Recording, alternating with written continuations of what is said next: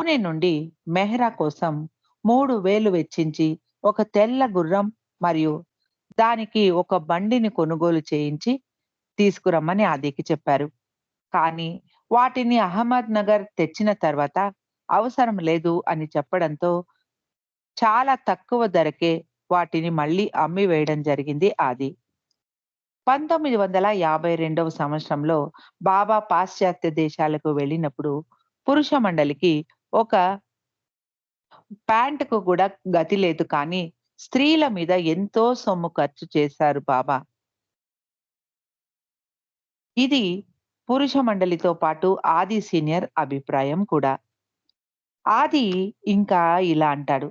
రోజు ఏదో ఒకటి కావాలి అన్న కబురు స్త్రీ మండలి వైపు నుండి వచ్చేది. మెహ్రాను చూస్తే నా కోపం తారస్థాయికి చేరేది. ఆమెను తిట్టుకునేవాణ్ణి. బయట ప్రపంచం గురించి ఎలాంటి అవగాహన లేని ఈ స్త్రీ ఇక్కడ కూర్చొని ఏం ఆలోచిస్తోంది? పురుష మండలికి ఇంతటి ఇక్కట్లు కలిగిస్తూ అది కావాలి, ఇది కావాలి అని కోరుతూ సమయం, సందర్భం లేకుండా గొంతెమ్మ కోరికలు కోరుతున్న ఈ మెహరా ఎవరసలు? మేము పడే బాధలు ఆమెకు అసలు పట్టవా? అని ఎన్నో సార్లు మెహ్రా గురించి అనుకునేవాడిని అంటాడు ఆది సీనియర్. కానీ ఇవేవీ మెహ్రాకు తెలిసేవి కావు. మెహ్రా మాయకు ప్రతీక అనేవారు బాబా. మెహ్రాను సంతోషపరిచి తనతో పెట్టుకోవడానికి స్వర్గ నరకాలను ఏకం చేసేసేవారు బాబా అంటారు ఆది. కానీ చాలా రోజుల తర్వాత ఇదంతా చేస్తోంది బాబా అని, మెహ్రాకు ఇందులో ఏ భాగము లేదని, ఆమెను బలి పశువును చేశారు అని తర్వాత తెలిసింది. ఏదైనా చెయ్యమని చెప్పినప్పుడు, కొనమని ఆదేశించినప్పుడు బాబా అవి మెహ్రా కోసం అని చెప్పేవారు. బాబా ఏదైనా పని చేయాలి అనుకోవాలంటే మెహ్రా ఇది కోరింది అని చెప్పి చేయించేసేవారు. కానీ తీరా చూస్తే అది మెహ్రా కోరింది కాదు, బాబాయే అలా కోరుకునేవారు. అయితే మెహ్రా వంక చెప్పి తన పని చేసేవారు. బాబా అలాంటి నేర్పరి మరియు చాలా బాబా అంతటి నేర్పరి. అలాంటి వాడిని మరి నేనెక్కడా చూడలేదు. అంత తెలిపి అంతా తెలిసి అంత తెలివి, నేర్పు కలిగిన వారు బాబా అంటాడు ఆది.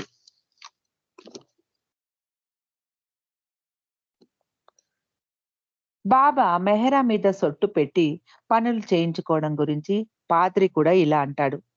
తనకు ఏదైనా కావాలనుకుంటే బాబా మెహ్రా వంక చెప్పేవారు. మెహ్రాకు అది కావాలి, ఇది కావాలి అని చెప్పేవారు. అది బాబాకు ఒక అలవాటు. ఉదాహరణకు ఏదైనా వస్తువు కావాల్సిన రంగులో, నాణ్యతలో కావాలంటే అహ్మద్ నగర్‌లో దొరకలేదు అంటే విష్ణును ముంబైకి పంపించి అక్కడి నుండి తెప్పించేవారు బాబా. మెహరాజాద్‌కు మేనేజర్‌గా ఉన్న కాకా భార్య స్త్రీలతో విసిగిపోయేవాడు. అప్పుడప్పుడు గుజరాతీలో వారికి శాపనార్థాలు పెట్టేవాడు కాకా. వారిని ఉల్లిపాయలులాగా కోసి పారేయాలి అనేవాడు కాకా భార్య. ఈ విషయాన్ని స్త్రీల వైపు నుండి గోహెర్ ఇలా వర్ణిస్తుంది. బాబా కొన్నిసార్లు పురుషులకు ఏదైనా ఆదేశం ఇచ్చి మెహ్రా కోసం అని చెప్పేసేవారు. మెహ్రా అడిగిందా లేదా మనకు తెలియదు. కానీ స్త్రీలతో అలా చెప్పేవారు కాదు. ఎందుకంటే మేమందరం ఒకే కప్పు కింద జీవిస్తూ ఉన్నాము కాబట్టి. సహజంగా మేమందరం మెహ్రాకు సంతోషం కలిగించేలాగా ప్రవర్తించేవారం. కానీ పురుషులు అలా కాదు. వారు మెహ్రాను విరోధించేవారు. వారికి మెహ్రాతో పని లేదు కాబట్టి. ఒక్కొక్కసారి మెహరాకు ఏదైనా కావాలి అనిపిస్తే, ఆ కోరిక పూర్తి చేయడం ఎంత కష్టమో మేము వివరించి చెప్పేవారం. బాబా కూడా అదే కోరుకునేవారు. మెహరాను సంతృప్తి పరిస్తే, బాబాను సంతృప్తి పరిచినట్టే. అందుకే అది మాకు కష్టమైనా కూడా, మమ్మల్ని బాధించినా మేము ఓర్పుతో వాటిని తట్టుకొని నిలబడేవారం అంటూ ఉదాహరణగా ఇలా అంటారు గోహెర్. మెహ్రా బాబాను అలా చేయమని అడగాల్సింది కాదు అనుకునే సందర్భాలు కూడా ఉన్నాయి. కానీ మేము వాటిని ఓపికగా భరించేవారం. మాకు అది ఒక అవరోధం, ఒక ట్రైనింగ్ లాగే ఉండేది. మెహ్రా మాయలాగా ఉండేది. ఆ అవరోధాన్ని మేము దాటాలి. మెహ్రాను సంతృప్తి పరిస్తే బాబాకు సంతోషం కలిగించామన్న సంతృప్తి మాకు ఉండేది. ఇలా చేయడం ద్వారా బాబాను సంపూర్ణంగా విధేయులుగా ఉండటం మాకు అవకాశం దొరికేది అంటారు గోహెర్. మెహ్రు ఇలా అంటారు. మెహ్రా చాలా అమాయకురాలు. చిన్న పిల్లల మనస్తత్వం మెహ్రాది.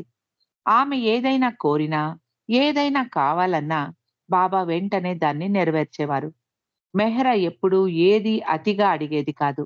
ఆమెకు బాబా యొక్క ఆర్థిక వ్యవహారాలు, కష్ట నష్టాల గురించి చింత ఉండేది. ఈ పురుష మండలి వారు అది తెలియక విషయాన్ని వక్రించి చెబుతూ ఉంటారు అంటారు మెహ్రు. బాబా ఇలా ప్రవర్తించడానికి ఇంకొక కారణం కూడా ఉండవచ్చు అంటారు మెహ్రు. బాబా మండలి వారిని మెహ్రా పేరు పెట్టి అది చెయ్యి, ఇది తీసుకురా, ఆ వస్తువు ఖరీదు చేసి తీసుకురా అనేవారు. ఆ వస్తువు యొక్క ఖరీదును కూడా లెక్క చేయకుండా బాబా ఆదేశించినప్పుడు పురుషులు కొంచెం కలత చెందేవారు. బాబా అందరినీ సమానంగా చూడటం లేదు అనుకునేవారు పురుష మండలి వారు. బాబా కావాలని అలాంటి సందర్భాలను సృష్టించి, తనకు మెహ్రా ఎంత ముఖ్యమైనదో వారికి తెలియపరిచేవారేమో అనిపిస్తుంది అంటారు మెహ్రు. మెహ్రా తన ప్రియతమా అని వారు గ్రహించేలాగా భవిష్యత్తులో తాను భౌతికంగా అక్కడ లేకపోయినా మెహ్రా యొక్క ప్రాముఖ్యత గురించి, ఆమె పోషిస్తున్న పాత్ర గురించి పురుష మండలి వారికి తెలియజేయడానికే బాబా అలా ప్రవర్తించేవారేమో అంటారు మెహ్రు. ఆగస్టు 5వ తారీఖు బాబా మెహ్రా, మణి, మెహ్రు, గోహెర్లతో కలిసి సతారా బయలుదేరారు. ఏరోజ్ డ్రైవ్ చేస్తూ ఉండగా బాబా బృందం కారులో బయలుదేరారు. ముందు సీట్లో గోహెర్, బాబా మరియు ఏరోజ్ మధ్యలో కూర్ ముందు సీట్లో గోహెర్, బాబా మరియు ఏరోజ్ మధ్యలో కూర్చుంది. వెనుక సీట్లో మెహ్రా, మణి, మెహ్రు కూర్చున్నారు. గోహెర్‌కు బాబా పక్కన కూర్చొని ప్రయాణించడం రోమాంచనాన్ని కలిగించింది. బాబాకు అనుకూలంగా ఉండాలని నేను ఒదిగి కూర్చున్నాను. బాబా పక్కన కూర్చున్నాను అన్న ఆనందం ముందు, అలా ఇరుకుగా కూర్చున్నానన్న బాధ అసలు నాకు కలగలేదు అంటారు గోహెర్. 5 రోజులు సతారాలో ఒక డాక్ బంగళాలో ఉన్నారు. అక్కడ వంటవాడు రుచికరమైన భోజనం వండి పెట్టేవాడు. 1935వ సంవత్సరం నుండి డాక్టర్ ఆలు కంబట బాబాను అనుసరిస్తూ విధేయురాలుగా ఉంది. తనకు పంచగనిలో ఒక గెస్ట్ హౌస్ ఉంది అని బాబా బృందం అక్కడ కొన్ని రోజులు ఉంటే బాగుంటుంది. ముఖ్యంగా మెహ్రాకు ఆ ప్రదేశం బాగా నచ్చుతుంది అని ఆమె చెప్పేది. బాబా తప్పకుండా వస్తారు అని 50 సంవత్సరాలలో బాబా తప్పకుండా వస్తాను అని 50 సంవత్సరాలలో వస్తాను అని చెప్పి ఉన్నారు. ఆగస్టు 1949 సంవత్సరంలో బొంబాయిలో ఉండగా బాబా ఆలుకు ఉత్తరం రాసి, తాను పంచగనిలోని గెస్ట్ హౌస్‌కు రావాలని అనుకుంటున్నాను. దాన్ని నీవు మరెవరి సహాయము తీసుకోకుండా శుభ్రం చేసి పెట్టాలి అని ఆదేశించారు. ఎవ్వరిని నీతో పాటుగా అక్కడికి తీసుకెళ్ళకూడదు అని ఉత్తరంలో బాబా రాయించారు. అంతేకాకుండా ఎవ్వరూ బాబాను తాకకూడదు, నమస్కరించకూడదు, అభివాదం చేయకూడదు, ఆలింగనం ఇవ్వకూడదు, చేతులు మడిచి నమస్కరించకూడదు అని బాబా మరీ మరీ హెచ్చరించారు. కానీ అక్కడ ఇంకోలాగా అయింది అంటారు ఆలుకంబట. నాకు మొదట బాబా వస్తున్నారు అనగానే చాలా భయమేసింది. బాబా కోసం ఎలా సిద్ధం చెయ్యాలి? ఏమేమి సిద్ధం చెయ్యాలి? అని అనుకున్నాను. ఎవరిని వెంట తీసుకెళ్ళకూడదు అని బాబా ఆదేశం. ఆర్నవాస్ రూ. 500 ఇచ్చింది ఆ ప్రదేశాన్ని స్వచ్ఛపరచడానికి. నేను నా బంధువులు ఒకామెను, ఒక వంట మనిషిని నాకు సహాయం చేయడానికి తీసుకెళ్ళాను. నర్గీస్ దాదాచాంజీ మరియు దీనా తలాటి నాతో కూడా బయలుదేరారు. బాబా రావడానికి 2, 3 రోజుల ముందే మొత్తం ఇంటినంతా శుభ్రం చేసి, కావాల్సిన సామాన్లన్నీ కొని సర్ది పెట్టాము. పాత్రలు బాడుగకు తెచ్చాము. ఒక సాధారణమైన చిరిగిన వస్త్రాలను ధరించి ఉన్నాను ఆ సమయంలో. బాబా నన్ను ఒంటరిగా రమ్మన్నారు. ఎవరిని కూడా తీసుకురావద్దు అని ఆదేశించారు. నర్గీస్ మరియు దీనా నాకు సహాయం చేసి వెళ్ళిపోవాలని అనుకున్నారు కానీ, ఇంతలో బాబా బృందం రావడంతో వారు లోపలే దాక్కున్నారు. మణికి లోపల దీనా మరియు నర్గీస్ ఉన్నారన్న విషయం చెప్పాను. అప్పుడే అక్కడికి వచ్చిన బాబా, మీరిద్దరు ఏమి మాట్లాడుకుంటున్నారు అని అడిగారు. మణి బాబాకు నిజం చెబుతూ, బాబా ఆజ్ఞను ఉల్లంఘించడమైంది అని చెప్పింది. బాబా ముందు ముందు లోపలికి వెళదాం రండి అంటూ అందరినీ లోపలికి తీసుకెళ్లారు. మణి బిగ్గరగా, బాబా మిమ్మల్ని బయటికి రమ్మంటున్నారు అని అరిచి చెప్పింది. అప్పుడు దీనా తలాటి మరియు నర్గీస్ బయటికి వచ్చారు. బాబా నర్గీస్ మరియు దీనాలను ఉద్దేశించి, సరే, మీరు ఇంత దూరం వచ్చారు కాబట్టి మాతో రేపు అల్పాహారం తీసుకున్న తర్వాత బయలుదేరి వెళ్ళండి అన్నారు. బాబా వెళ్ళిపోయాక ఆ రాత్రంతా పని చేసి మొత్తం అంతా శుభ్రం చేసేశాము అని తన అనుభవాన్ని ఆలు కమ్మట వివరిస్తారు. మర్నాడు బాబా తన స్త్రీ మండలితో ఆ బంగళాకు తిరిగి వచ్చారు. ఇల్లు మొత్తం శుభ్రంగా తళతళలాడుతూ ఉంది. పువ్వులతో మంచి అలంకరణ చేయించి అందంగా ఉంచారు. మెహ్రా మరికొందరు స్త్రీ మండలి ఆ బంగళా యొక్క స్వచ్ఛతను, అలంకారాన్ని చూసి ఆశ్చర్యపోయారు. ఇది నేను నిన్న చూసిన బంగళాయేనా అని బాబా వారిని ఆట పట్టించారు. బాబా చాలా సంతోషించారు. మెహ్రా కూడా ఆనందించింది. అల్పాహారం అందరికీ వడ్డించారు. బాబా ఆలుతో, నేను చాలా సంతృప్తి చెందాను అని చెప్పారు. బాబా చాలా మంచి మూడ్‌లో ఉన్నారు. చాలా ఉల్లాసంగా కనిపించారు. ఆర్నవాజ్‌ను పాట పాడమన్నారు బాబా. ఆమె పాడిన పాటను విని ప్రేమ గురించి ఒక చిన్న ప్రవచనాన్ని బాబా ఇచ్చారు.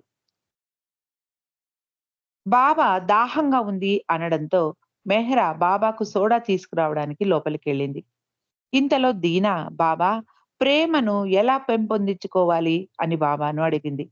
ఇంతలో మెహ్రా బాబాకు సోడా వాటర్ ఉన్న బాటిల్ చేతికి అందించింది. బాబా దీనా ప్రశ్నకు జవాబుగా, సోడా త్రాగడం ద్వారా అన్నారు. బాబా కళ్ళల్లో కొంటెతనంతో కూడిన ఒక వెలుగు తళతళమని మెరుస్తోంది. బాబా చాలా సార్లు పంచగనికి స్త్రీలను తీసుకొని వచ్చి ఉన్నారు. మెహ్రాకు ఆ ప్రాంతం అంటే చాలా ఇష్టం. చల్లటి వాతావరణం. అది కొండ ప్రాంతం. అహ్మద్ నగర్‌కు తద్విరుద్ధంగా ఉంటుంది అక్కడి వాతావరణం. మెహ్రాకు బాబాతో కలిసి తాను ప్రయాణించిన అందమైన ప్రదేశాల గురించి చెప్పమని అడిగినప్పుడు ఆమె ఇలా అంటారు. మాకు పంచగని మరియు మహాబలేశ్వర్ అంటే చాలా ఇష్టం. అలాగే మౌంట్ అబూ కూడా బాగుంటుంది. కానీ మౌంట్ అబూ చాలా చిన్న ప్రాంతం. మహాబలేశ్వర్‌తో పోలిస్తే అంటారు మెహ్రా. మర్నాడు ఉదయం బాబా మరియు స్త్రీ మండలి 5 గంటలకి నిద్రలేచేశారు. 2 రోజుల నుండి ఇంటిని శుభ్రం చేసి అలసిపోయిన ఆలు ఉదయం 6 గంటలైనా లేవలేదు. బాబా చప్పట్లు కొట్టి ఆలును లేపి, నీకు సిగ్గుగా లేదా అని ప్రశ్నిస్తూ, నిన్న రాత్రి ఏదైనా శబ్దం విన్నావా అని ప్రశ్నించారు. గత రాత్రి గోహెర్ మరియు మెహ్రు ఏవేవో శబ్దాలు విన్నారు. అక్కడ దయ్యం ఉన్నట్టు వారు అనుకున్నారు. కానీ ఆలు తనకు ఆ బంగళా ఖాళీ చేయించడానికి ఎవరో అలా శబ్దాలు చేసి ఉండవచ్చు అని తన అభిప్రాయాన్ని తెలిపింది. ఇంతకు ముందు ఈ బంగళాలో ఉన్నవారు కూడా ఇలా శబ్దాలు వస్తున్నాయి అని చెప్పారు. కానీ అవి ఎవరో కావాలని చేస్తున్న పని కావచ్చు బాబా అంది ఆలు. లేదు, ఈ బంగళాలో ఒక దయ్యం ఉంది. కానీ భయపడాల్సిన పని లేదు. దయ్యాలకు శరీరాలు ఉండవు. ఈ ఆత్మ చాలా మంచి వ్యక్తికి సంబంధించినది. అతడు గతంలో నన్ను అవమానించాడు. ఆ కారణం చేత అతడు 100 సంవత్సరాలు బాధలు అనుభవించాల్సి ఉంది. నేను అతడికి విడుదల కలిగించడానికే వచ్చాను అన్నారు బాబా. బాబాకు సేవ చెయ్యాలన్న నా కోరిక తీరింది. ఆ ఆత్మకు ముక్తి కూడా కలిగింది. ఈ కారణం చేతనే నేను పంచగనిలో ఆ బంగళా తీసుకున్నానేమో అంటారు ఆలు కంబట. ఆలు ఎన్నో ఆట సామాగ్రిలు కూడా కొని అక్కడ సిద్ధంగా ఉంచింది. బాబా పింగ్ పాంగ్ టేబుల్ ఉందా అని అడిగారు. ఆలు పింగ్ పాంగ్ టేబుల్ తెప్పించింది. బాబా ఆలుతో కొద్దిసేపు పింగ్ పాంగ్ ఆడారు. తర్వాత ఆలును మెహ్రాతో కూడా ఆడు అని బాబా చెప్పడం జరిగింది. చైనీస్ చెక్కర్స్ ఆడుతూ ఉండగా ఆలు గట్టిగా అరుస్తూ, బాబా మీరు కొన్ని ముక్కలు దొంగిలించేశారు అంది. బాబా అమాయకంగా లేదు అంటూ బుకాయించారు. మీరు అబద్ధం చెప్తున్నారు బాబా అంది అనాలోచితంగా. బాబా ఆలు వైపు ప్రశ్నార్థకంగా చూస్తూ, నేను దొంగలించానా? నేను అబద్ధం ఆడుతున్నానా అని అడిగారు. ఆలు వెంటనే గ్రహించింది. బాబా తాను భగవంతుడను అన్న విషయాన్ని గుర్తుంచుకోమని, బాబాకు ఇవ్వాల్సిన గౌరవం ఇవ్వమని, బాబాను మన స్థితికి దిగజార్చి మాట్లాడకూడదన్న విషయాన్ని గుర్తు చేసే విధంగా ఆలులో హెచ్చరిక కలిగింది. ఒకసారి ఏవో సామాన్లు బాబా కోసం కొనడానికి ఒక అంగడిలోకి వెళ్లారు స్త్రీ మండలి వారు. బాబా మరియు ఏరోజ్ కారులో వేచి ఉన్నారు. ఎంతసేపటికి వారు తిరిగి రాలేదు. బాబాకు కొంచెం అసహనంగా ఉంది. స్త్రీలతో షాపింగ్ అంటే ఇంతే. వారు బాబాను కూడా వేచి ఉండేలాగా చేసేవారు అంటారు ఏరోజ్. ఇక్కడ ఉన్న 2 రోజులు బాబా ఎన్నో విషయాల గురించి వివరణలు, ప్రవచనాలు ఇచ్చారు. ఒకసారి ఒక రాయిని చూపిస్తూ ఆలు, బహుశా రాముడు, సీత ఈ ప్రదేశంలో సంచరించిన సమయంలో ఈ రాయి మీద కూర్చున్నారేమో అని తన అనుమానాన్ని వ్యక్తపరిచింది. బాబా అవును అంటూ తాను కూడా ఆ రాయి మీద కూర్చున్నారు. ఒకరోజు బాబా ఆలుతో, నేను గతంలో ఏకాంతవాసం చేసిన టైగర్ వ్యాలీ గుహ నీకు తెలుసా అని అడిగారు. ఆలు తెలుసు బాబా అంది. అయితే మమ్మల్ని అక్కడికి తీసుకెళ్ళడానికి దారి చూపించు అన్నారు బాబా. ఆలు సంతోషంగా అలాగే బాబా అంటూ అందరినీ తీసుకొని బయలుదేరింది. ఆలుకు కాళ్ళు నొప్పులుగా ఉండేవి. ఆమె నిదానంగా నడవడంతో దారి తప్పారు. బాబా ఆలు చేతిని తన కుడి చేత్తో పట్టుకొని, ఎడమ చేత్తో మెహరా చేయిని పట్టుకొని నడవసాగారు. ఇది ఆలుకు దక్కిన అదృష్టం. అప్పటి వరకు బాబాను తాకరాదు అన్న ఆదేశం ఉండేది ఆలుకు. బాబా అలా నా చేయి పట్టుకోవడం నాకు ఆశ్చర్యాన్ని కలిగించింది. బాబాకు అభివాదం చేయడానికి కూడా అనుమతి ఉండేది కాదు ఆ సమయంలో. ఆలు ఇలా అంటుంది. నేను సరియైన మార్గంలోనే ఉన్నాను కానీ దారి తెలియడం లేదు. ఇది నన్ను గమ్యానికి చేర్చగల ఆధ్యాత్మిక మార్గం. బాబా నాకు ఈ సహాయం అందిస్తారు. బాబా ఆ విధంగా నా చేయి పట్టుకొని నన్ను గమ్యం వైపు నడిపిస్తున్నారు అని నాకు ఆ సమయంలో అనిపించింది అంటారు ఆలు. బాబా మెహ్రాజాదులో జరిపిన కఠినమైన ఏకాంతవాసం తర్వాత బాబాకు కొంచెం ఉపశమనం కలిగించే విధంగా పంచగదిలో రోజులు ఉల్లాసంగా, ఆనందంగా సాగాయి. బాబా ముందే సూచించిన వ్యక్తిగతమైన విపత్తు నవజీవన రూపంలో త్వరలోనే సంభవించబోతోంది. కానీ ఈ విషయం తెలియని స్త్రీ మండలి బాబాతో సాంగత్యాన్ని సంతోషంగా పంచగనిలో ఆస్వాదిస్తూ ఉన్నారు. బాబా మరియు స్త్రీ మండలి కొన్ని రోజులు పంచగనిలో సరదాగా గడిపి తిరిగి మెహ్రాజాదు వచ్చేశారు. బాబా తన మండలి వారి భవిష్యత్తును నిర్ణయించడానికి గాను మెహ్రాబాదులో ఒక మీటింగ్ ఏర్పాటు చేశారు. ఆ మీటింగ్ 1949 ఆగస్టు 15 నుండి 20వ తారీఖు వరకు జరిగింది. మొదటి రోజు మీటింగ్‌లో బాబా పురుషులతో 3 పాయింట్లు నొక్కి చెప్పారు. మొదటిది, ఒక వైయక్తికమైన విపత్తు కారణంగా ప్రపంచం దృష్టిలో నేను ఖచ్చితమైన నిస్సహాయ స్థితిలో ఉండబోతూ ఉన్నాను. అక్టోబర్ 1వ తారీఖున తర్వాత మండలికి కావాల్సిన ఏర్పాట్లన్నీ చేస్తాను. తర్వాత మండలి వ్యవహారాలన్నిటినీ నేను మానుకుంటాను అన్నారు. ఇక రెండవది, ఈ విషయానికి సంబంధించి నేను విధించే పరిస్థితులకు కట్టుబడి మొత్తం బాధ్యతను వారి భుజాల మీద వేసుకొని ఉండగలిగే వారినే నేను నా దగ్గర ఉండటానికి అనుమతి ఇస్తాను. ఇక మూడవది, మెహ్రాబాదు మరియు పింపలగాం ఆశ్రమాలను మూసివేస్తాను. నేను ఇన్ని రోజులుగా ఎదురు చూస్తున్న సమయం రానే వచ్చింది. దానికి నేను భగవంతుడికి కృతజ్ఞతలు తెలుపుకుంటున్నాను. నేను ఎంతగా నిస్సహాయతను అనుభవించబోతూ ఉన్నానంటే, మొత్తం ప్రపంచానికి అది తెలుస్తుంది. నా మండలి నాతో ఎంత దాకా ఉండగలరో నేను తెలుసుకోగలుగుతాను అన్నారు బాబా. ఆ రోజు మధ్యాహ్నం అందరినీ మెహ్రా గదిలోకి బాబా పిలిపించారు. మెహ్రాజాదు నుండి వచ్చిన స్త్రీ మండలి కాకుండా కిట్టి, రానో, కేటీ, కుర్షద్, సూనామాసి, మన్సారి, కాకుబాయి, మను చెస్సవాలా, కైకోబాద్ భార్య జర్బాయి, వారి ముగ్గురి కుమార్తెలు మెహ్రు, జలు, గులు, బైదుల్ భార్య సల్తూన్, కూతుళ్ళు దౌలా, సర్వర్ ఉన్నారు. ఆ గది లోపల వాతావరణం చాలా గంభీరంగా ఉంది. బాబా మొహం చూస్తే ఏదో ముఖ్యమైన విషయం గురించి చర్చించబోతున్నారు అని అర్థమైంది అందరికీ. మెహ్రూ ఇరానీ ఆ రోజును గుర్తు చేసుకుంటూ ఇలా అంటారు. బాబా గది లోపలికి వస్తూనే అందరినీ చూసి చిరునవ్వు నవ్వారు. బాబా మొహం మాత్రం గంభీరంగా ఉంది. బాబా మెహ్రా మంచం మీద కూర్చున్నారు. మెహ్రా బాబా దగ్గర చిన్న స్టూల్ వేసుకొని కూర్చుంది. మిగిలిన స్త్రీలు కూడా స్టూల్స్ మీద కూర్చున్నారు. అందరూ లోపలికి వచ్చి కూర్చున్న తర్వాత బాబా తలుపులు మూసివేయమన్నారు. ఎప్పుడు బాబా అలా చెప్పేవారు కాదు. బాబా చెప్పబోయే విషయం చాలా ముఖ్యమైనది మరియు గంభీరమైనది అని అందరికీ అర్థమైంది. బాబా అక్షర ఫలకం మీద చూపిస్తూ ఉంటే మణి చదివి చెబుతోంది. బాబా స్త్రీలను ఉద్దేశించి, మీరందరూ ఎన్నో సంవత్సరాలుగా నాతో ఉంటూ నాకు విధేయతను చూపిస్తున్నారు. మీరందరూ మేలిమి వజ్రాల వంటివారు. నాతో ఇంత సన్నిహితంగా ఉంటూ నా సాంగత్యాన్ని అనుభవించిన మీరందరూ ఎంతో అదృష్టవంతులు. ఇప్పుడు కూడా అలాంటి విధేయతను నేను మీ నుండి ఆశిస్తున్నాను అంటూ ప్రతి ఒక్కరూ లేచి వచ్చి బాబా దగ్గర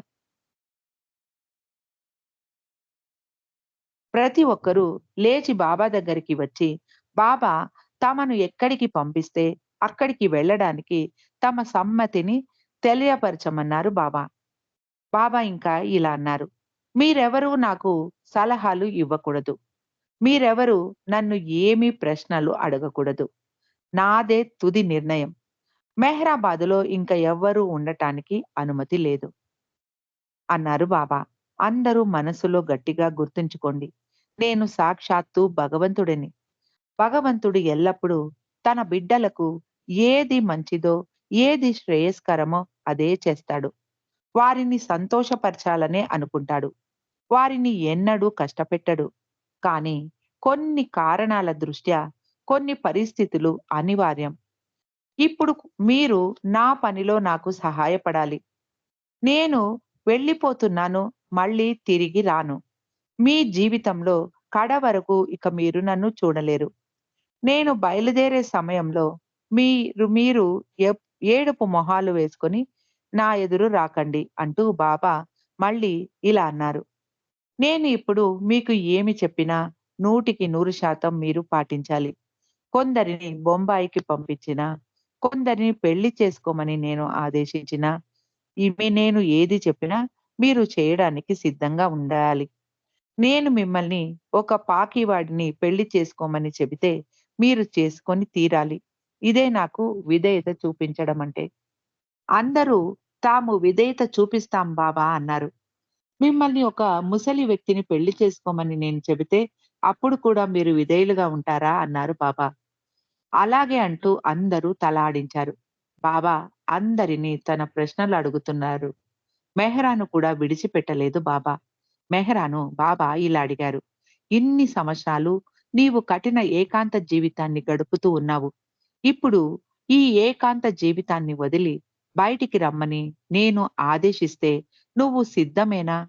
నా మండలి వారి బట్టలు ఉతకమని నేను చెబితే నువ్వు చేస్తావా? అని అడిగారు బాబా.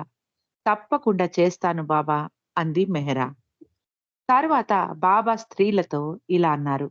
నేను మెహ్రాబాదు విడిచిపెట్టి కొంతమంది మండలి వారితో ఉత్తర భారతదేశానికి పాదనడకన వెళుతూ ఉన్నాను అన్నారు బాబా. తనతో ఎవరెవరిని తీసుకెళ్తున్నది బాబా ఇంకా నిర్ణయించుకోలేదు అన్నారు. బాబా పురుష మండలితో నా పేరు మీద కేవలం మెహరాబాదు కొండ మీద ఉన్న నా బావి సమాధి స్థలం తప్ప మరింకేదీ ఉండటానికి వీల్లేదు. అన్నిటినీ అమ్మి నన్నే నమ్ముకొని ఉన్నవారి జీవనానికి ఏర్పాట్లు చెయ్యమన్నారు. నేను అన్నింటి నుండి, అందరి నుండి ముక్తి పొందాలి అని అనుకుంటున్నాను. ఇందులో ఎలాంటి సర్దుబాటు ఉండబోదు అన్నారు బాబా. నేను కఠినంగా, నిష్కపటంగా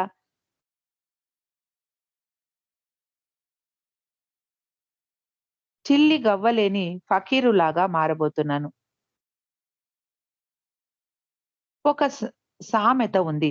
నగ్నంగా ఉన్నవాడిని చూస్తే భగవంతుడు కూడా భయపడతాడు అన్నారు బాబా. సరోజ్, నారిమన్, మెహర్జీ ముగ్గురు ప్రాపంచిక వ్యవహారాలలో మంచి అనుభవం కలిగిన వ్యాపారస్తులు. వారు ముగ్గురు బాబా ఆశ్రమ వ్యవహారాలను చక్కబెట్టి భవిష్యత్తులో బాబా కోసం కావాల్సిన ఏర్పాట్లను చేస్తాము అని అడగటంతో బాబా అందుకు సమ్మతించారు. వీరు ముగ్గురే కాకుండా రంజు మరియు జాల్ కేరవాలను కూడా బాబా అరేంజ్‌మెంట్ వాళ్ళలాగా నియమించారు. వారు పే పేరు మీ బాబా మీద ఆధారపడి జీవిస్తున్న వారి జీవితాలకు కావాల్సిన ఏర్పాట్లు చేయడానికి సహాయపడ్డారు. మెహర్జీ దిగువ మెహరాబాదు కొనుగోలు చేశాడు. సరోజ్ ఎగువ మెహరాబాదు కొండను, నారిమన్ మెహరాజాదును కొనుగోలు చేసి ఆ సొమ్ముతో బాబాతో వెళ్లకుండా వెనకే ఉండిపోతున్న వారి జీవనాధారానికి ఏర్పాట్లు చేశారు. నేను నాతో వస్తున్న వారు కష్టాలు పడవలసి ఉంది అన్నారు బాబా సరోజ్‌తో. మేము ఎలాంటి రక్షణ లేకుండా భిక్షం ఎత్తుకుంటూ కాలినడకన వెళ్ళాలి అని బాబా చెప్పారు. బాబా ఎగువ మెహరాబాదులో స్త్రీ మండలితో రెండవ సమావేశాన్ని నిర్వహించారు. తనతో పాటు నలుగురు స్త్రీలు వెళ్ళబోతున్నారు అని చెప్పారు బాబా. కానీ వారి పేర్లను బాబా ప్రకటించలేదు. స్త్రీలకు 4 ప్రత్యామ్నాయాలు సూచించారు బాబా. మొదటిది, మెహరాబాదు కొండ మీద జీవించదలిచిన వారికి వారి జీవనానికి కావాల్సిన ఖర్చును వారి కుటుంబ సభ్యులు గనక చెల్లిస్తే వారు అక్కడ ఉండటానికి అనుమతి ఉంటుంది. కానీ అలా కొండ మీద జీవించదలిసిన వారికి కావాల్సిన వసతులను కల్పించడానికి దిగువ పురుష మండలి సభ్యులు ఎవ్వరూ ఉండరు. ఇక రెండవది, వారి జీవనాలకు వారు ఏదైనా ఉద్యోగం చేసుకుంటూ ఆ వచ్చిన డబ్బుతో కొంత సొమ్ము మిగిలించి బాబా మీద ఆధారపడిన వారి జీవిత భృతికి సహాయం అందించవచ్చు. ఇక మూడవది, బాబాతో సంబంధం వద్దు అనుకుంటే ఎవరి ఇష్టానికి వారు జీవించవచ్చు. ఇక నాలుగవది, మీ జీవితాలకు సంబంధించిన నిర్ణయాలన్నీ నాకే వదిలిపెట్టి నేను చెప్పినట్టు తూచా తప్పకుండా పాటించాలి. నేను తీసుకునే ఎలాంటి నిర్ణయాన్నైనా దాన్ని పూర్తి విశ్వాసంతో, నిండు మనసుతో ఆచరించాలి అన్నారు బాబా. మీరు గనుక నాకు విధేయత చూపిస్తే నేను చాలా సంతోషిస్తాను అంటూ బాబా ముగించారు. ఈ నాలుగింటిలో ఏదో ఒకదాన్ని ఎన్నుకోమని, నాలుగవది ఎన్నుకుంటే తాను చాలా సంతోషిస్తాను అని బాబా సూచించారు. ఎవరెవరు నేను చెప్పినట్టు వినడానికి సిద్ధంగా ఉన్నారో వారు చేతులెత్తండి అన్నారు బాబా. బాబా తమను వదిలి దూరంగా వెళ్ళిపోతున్నారు అన్న విషయం తెలిసి ఖుర్షద్ మాత్రమే చేతులు పైకి ఎత్తలేదు. బాబా ఖుర్షద్‌ను చూసి ఆశ్చర్యంగా, "నువ్వు నాకు విధేయత చూపవా?" అని అడిగారు. "లేదు బాబా, నాకు ఎలా కావాలంటే అలా చేస్తాను" అంది ఖుర్షద్. బాబాకు ఆమె సమాధానం సంతోషాన్ని కలిగించలేదు. ఖుర్షద్ తన నిర్ణయాన్ని మార్చుకోకుండా చాలా మొండిగా ఉంది. సూనామాసి బాబాకు విధేయత చూపిస్తూ తన చేతులను పైకి ఎత్తడం చూపిస్తూ, "బాబా, నీ తల్లిని చూడు. ఆమె ఎంత మంచిదో చూడు. ఆమె నాకు విధేయత చూపించడానికి అంగీకరించింది. కానీ నువ్వు మాత్రం కుదరదు అంటున్నావు" అన్నారు బాబా. ఖుర్షద్ తన నిర్ణయాన్ని మార్చుకోకుండా పట్టుదలతో ఉంది. తర్వాత ఖుర్షద్ ఈ విషయం గురించి ఇలా వివరిస్తుంది. అంతకు ముందే అంతా ముందే నిర్ణయింపబడిందని నాకు తెలుసు. ఏదో జరగబోతోంది అని నాకు అనిపించింది. మెహరాకు తాను బాబాతో వెళ్ళబోతున్నాను అని తెలుసు. అందుకే ఆమె వెంటనే చేయి పైకెత్తేసింది. కానీ నేను నేనెందుకు అంగీకరించాలి? ఆ సమయంలో నాజాకు ఒంట్లో బాగాలేదు. ఆమె నడవలేని పరిస్థితిలో ఉంది. కాబట్టి ఆమె బాబాతో వెళ్ళబోవటం లేదు అని నాకు తెలుసు. బాబా నన్ను కూడా తనతో తీసుకెళతారు అన్న ఆశ నాలో ఉండేది. ఎవరెవరు తనకు విధేయతను చూపిస్తారో వారందరూ ఒకరి తర్వాత ఒకరు వచ్చి తన చేతిని ముద్దు పెట్టుకొని తనకు మాట ఇవ్వాలని బాబా సూచించారు. ఖుర్షద్ తప్పించి అందరూ బాబాకు మాట ఇచ్చారు. ఖుర్షద్ వంతు రాగానే బాబా తన చేతిని ముందుకి చాచారు. కానీ ఖుర్షద్ ఒక్క అడుగు కూడా ముందుకు వేయలేదు.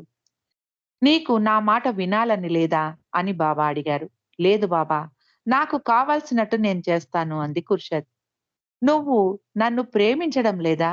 నాకు విధేయత చూపాలని లేదా?" అని బాబా అడిగారు. "నేను నిన్ను అమితంగా ప్రేమిస్తున్నాను. కానీ నాకు నీ నుండి దూరంగా వెళ్ళడం ఇష్టం లేదు. నాకు మిమ్మల్ని వదిలిపెట్టాలని లేదు బాబా" అంది ఖుర్షద్. తన ప్రియతముడిని నిజంగా ప్రేమించేవారు తమ ప్రియతముడికి విధేయత చూపుతూ అతడికి సంతోషం కలిగించాలి అనుకుంటారు. ఈ ఎడబాటు కొన్ని రోజులు మాత్రమే. తర్వాత నేను నిన్ను నా వద్దకు పిలిపించుకుంటాను. కానీ మొదట నువ్వు నాకు విధేయత చూపించాలి. అందుకు ఒప్పుకోవాలి అన్నారు బాబా. బాబాకు అంత కష్టం కలిగించినందుకు ఖుర్షద్ సిగ్గుపడింది. బాబా, నేనంటే నీకు ప్రేమ లేదా అని అడగటంతో, నేను నిన్ను ప్రేమిస్తున్నాను బాబా. నీకు విధేయురాలిగా ఉంటాను అంది ఖుర్షద్. ఇప్పుడు నాకు చాలా సంతోషంగా ఉంది అంటూ ఏడుస్తున్న ఖుర్షద్‌ను బాబా ఆలింగనం చేసుకుంటూ ఏడవకు అని ఓదార్చారు. నవ్వు అన్నారు ఖుర్షద్‌ను. ఆమె బాబాకు విధేయత చూపుతూ నవ్వింది. నిన్ను ముక్కలు చేస్తున్నా నీ మొహంలో నవ్వు చెదిరిపోకూడదు. ప్రేమలో ఇదే నిజమైన సాహసం అన్నారు బాబా. నవజీవనం యొక్క ప్రధానమైన విషయం కూడా ఇదే అంటారు మెహరు. తనతో నవజీవనం గడపడానికి వచ్చిన వారు ఎల్లప్పుడూ సంతోషంగా ఉంటూ ఎలాంటి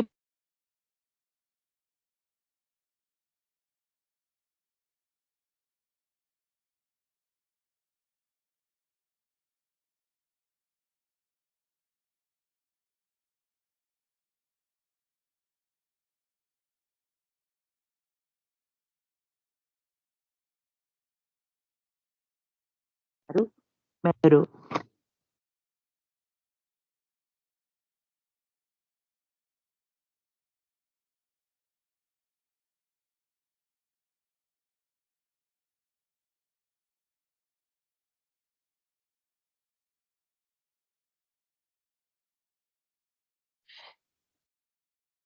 జయబాబా అండి. ఈరోజు ఇక్కడ ఆపుకుందాం. మళ్ళీ మిగిలింది రేపు చదువుకుందాం. అవతార్ మెహర్ బాబా కీ జై.